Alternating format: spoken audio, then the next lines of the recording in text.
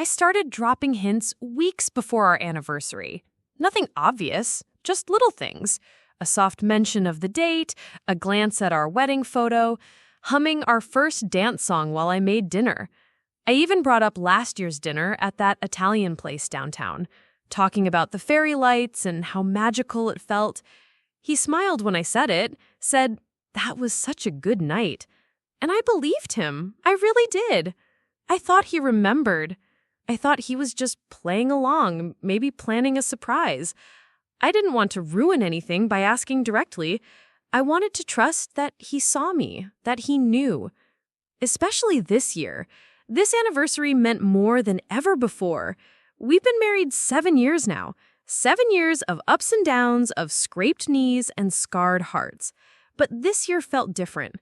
We had lost our baby in April, a miscarriage I couldn't talk about for weeks. I was shattered in ways I didn't even understand. And while James was supportive, while he said all the right things, I don't think he ever truly understood how deep that pain went. So this anniversary, this one, I needed it. I needed to feel like we were still us, like he remembered what we meant to each other. I didn't plan anything. I wanted him to. I believed in him. The night before, I painted my nails a soft rose color. I pulled out a dress I hadn't worn in years, one I wore on our second honeymoon. It made me feel pretty.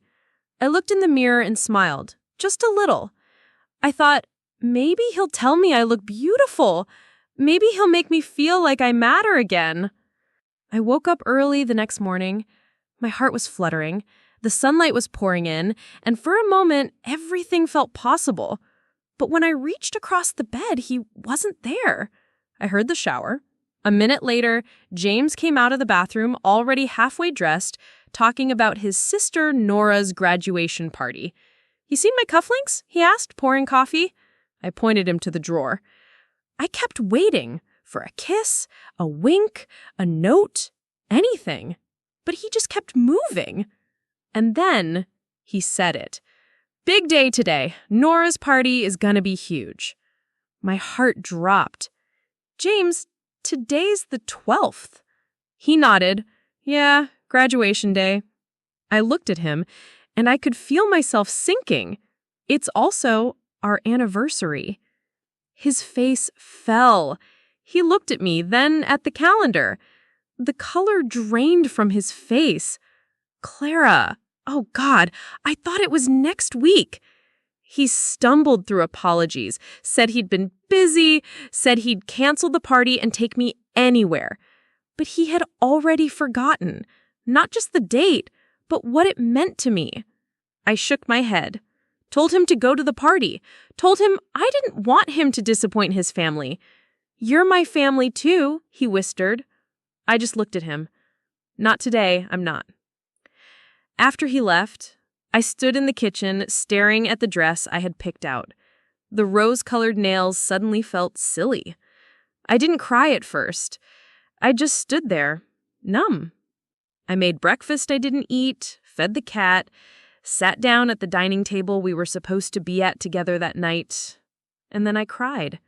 Not the kind of tears you wipe away easily, the kind that feel like something breaking inside you. He didn't just forget the date. He forgot me. He forgot what I needed. I spent hours flipping through our wedding album. I stared at the vows we wrote. "I will never take you for granted. I will always fight to keep this love alive. I will remember, even when the world forgets." I kept hearing them in my head, wondering if he remembered, wondering if he still believed. Just after 6, I heard the door. He came in holding lilies, my favorite.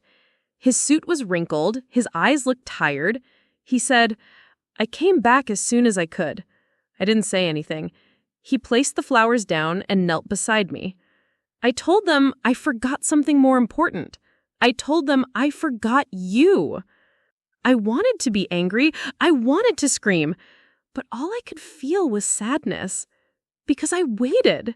I had believed in him. And he had let me down. He handed me a small box. He said, "I bought this weeks ago. I had it ready. I just didn't connect it with today. I don't know what's wrong with me. I opened it. A gold necklace, a tiny charm, half a heart, half a circle. Our wedding date was engraved. On the back, it said, "Still us." My hands were shaking. It's beautiful, I whispered. "It's late, but it's real," he said. I stood up, walked over to the mirror, and put it on. I looked at him. I saw the guilt. I saw the regret. And I saw the man I married. "I forgive you," I said. His eyes welled up. "You do?" "Yes. Not because it didn't hurt, but because I still love you. And if I want you to love me through my broken parts, then I have to love you through yours too." I touched the necklace. "Just don't forget me. Not again." "Never," he whispered. "Never again." That night, we didn't go out. We didn't light candles or drink champagne. We sat in pajamas on the floor eating takeout and watching our wedding video. I laughed at his bad dancing. He teared up during our vows. I leaned on his shoulder and said, "I miss her." He looked at me. "Who?" "The baby we lost." His voice cracked. "I miss her too. Every single day."